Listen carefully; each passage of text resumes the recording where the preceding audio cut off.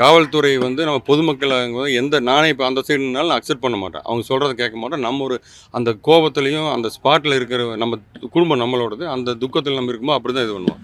But அது 2 பக்கம் விசாரிச்சுட்டு தான் நானும் இப்போ அந்த ஈஓட்டையும் பேசி இந்த மாதிரி அந்த இடம் எப்படி இருக்குன்னு எல்லாத்தையும் கேட்டுட்டு, இதுக்கு முன்னால் அந்த இடத்துல நிறைய இது நடந்திருக்கு. ஒரு 3 சூசைடு ஒரு மர்டரு, 2 பேர் கீழே விழுந்து இறந்தவங்க, ஒரு கார் போய் விழுந்திருக்கு. அந்த இடத்தையும் பாதுகாக்கிறதுக்கு உண்டான வேலையை நான் காலையில் வர சொல்லியிருக்கேன்.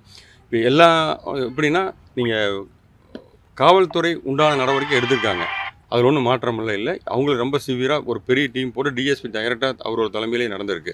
அதனால் வந்து இது அதான் நான் சொல்கிறேன்னா, இந்த தவறு இனி ஒரு தடவை தமிழ்நாட்டில் நடந்துச்சு அப்படின்னா, இவனுக்கு கொடுக்குற தண்டனை இருக்கு பாருங்க, அந்த பார்த்து யாருமே பண்ண மாட்டாங்க. அந்த அளவுக்கு ஒரு தண்டனை இருக்கும் கன்ஃபார்மாக.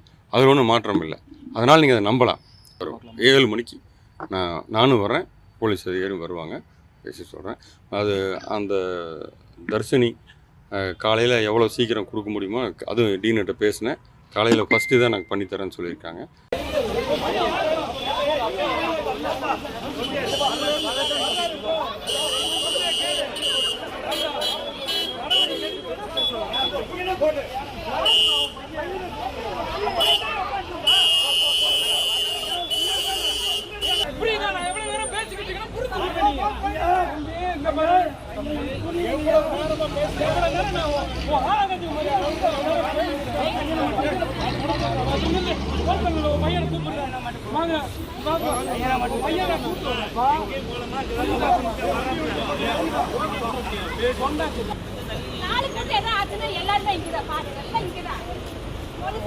ஓரத்தில் வாங்க. அவ்வளோதான்.